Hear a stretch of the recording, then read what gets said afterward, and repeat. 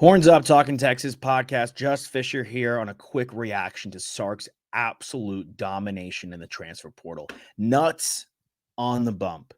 Sarkisian, and we're sitting here a week ago and we're having the debate, could Sark leave for the Bama job? Saban gone, could Sark take up the mantle in Alabama? We didn't think so. We thought it was far-fetched, but we were debating the possibility that Sark come in and take up the mantle for Nick Saban.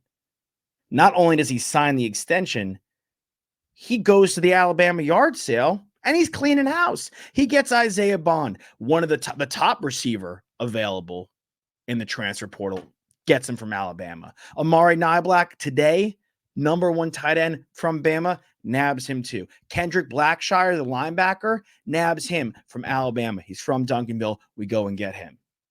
Absolute domination from Steve Sarkisian and the Texas Longhorns in the transfer portal.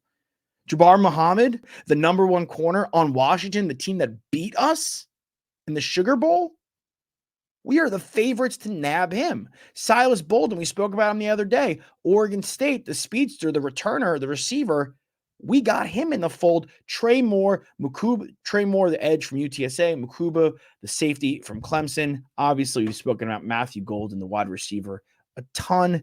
This class rivals and might be better than Lane Kiffin's heralded Ole Miss class. This transfer portal recruiting class by Sark and the Longhorns is borderline unprecedented. And it goes to show you when the portal happens at the end of the year next season, patience. After the national championship, we got A.D. Mitchell. He left Georgia after winning the national championship. Great move on his part. Great move for us. Post-national championship, we just got 3 of our biggest recruits.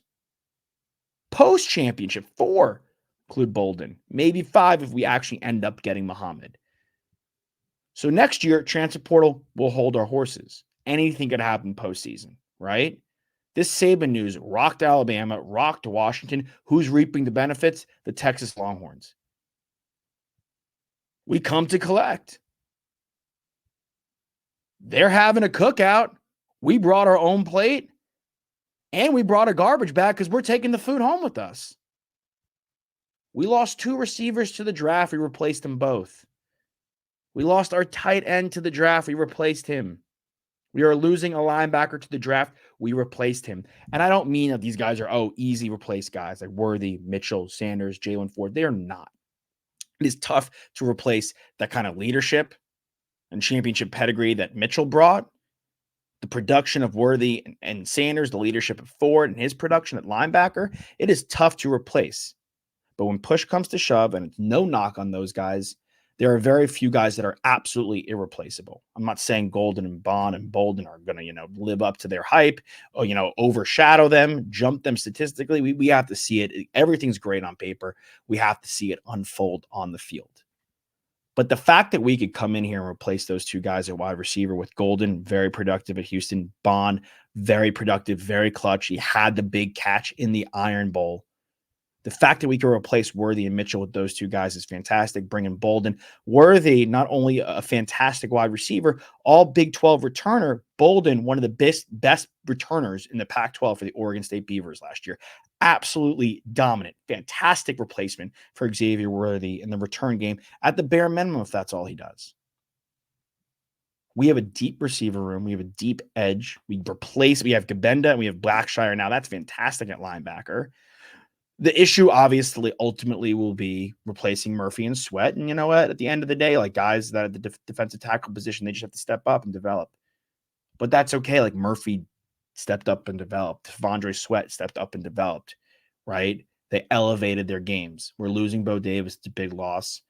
I'm hoping we bring in somebody, right?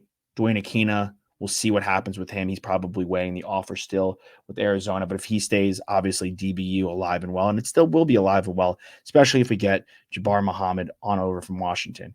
What Sark did is so fantastic. It's borderline, again, unprecedented. It's a great day to be a Longhorn.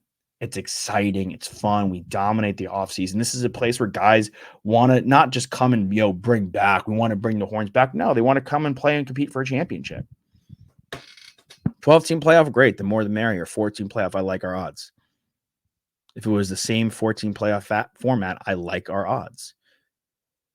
Georgia will give the best team in the SEC by default, but guess what? They come into our house. Our schedule is looking better and better because our team's looking better and better. But Michigan, and I'm not saying we're waltzing into the big house and winning that game. Harbaugh's probably not back. McCarthy's gone. Corum's gone. They're losing a lot of pieces. Early line says we're favored in that game. And that shouldn't be a shock. The whole public, the whole world is going to be on Michigan in that one. Home dog, national champion. We are coming in there and smacking that ass. Look, very exciting. And again, very exciting on paper. We have to put it all together on the field.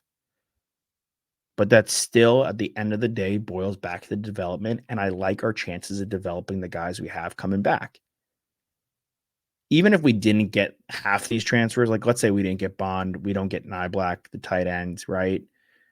And we're stuck like with some question marks at tight end. We're stuck with not question marks, but we have some young guys coming in at wide receiver, and we really need Cook, a freshman Wingo, Niblett, more to develop and step up and be true players and true starters. We are returning our quarterback.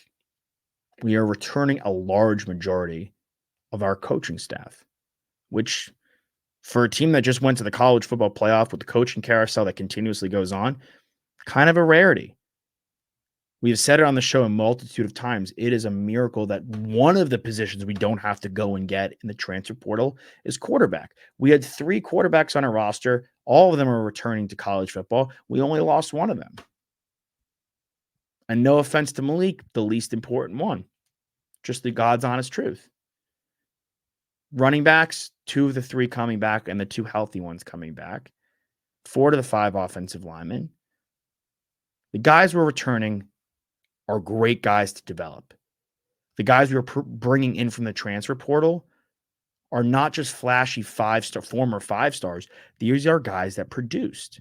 Nyblack, the tight end, was tied for first or second on the Alabama Crimson Tide in touchdowns, receiving scores. We've spoken about, Trey Moore, the edge from UTSA's production, right? Golden's production against us, Bolden, the return game. Bond, the Alabama Crimson Tide went to the college football playoff because they skated by Auburn in the Iron Bowl off the back of an amazing throw and an even better catch by Isaiah Bond. A.D. Mitchell, the beauty of A.D. Mitchell over Xavier Worthy was his ability to fight for that 50-50 ball. Quan said it. We've said it.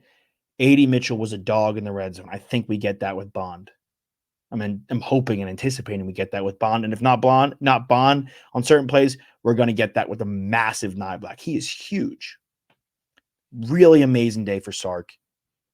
Really amazing day for the coaching staff. And you have to be unbelievably impressed with how the Texas Longhorns replenish their losses.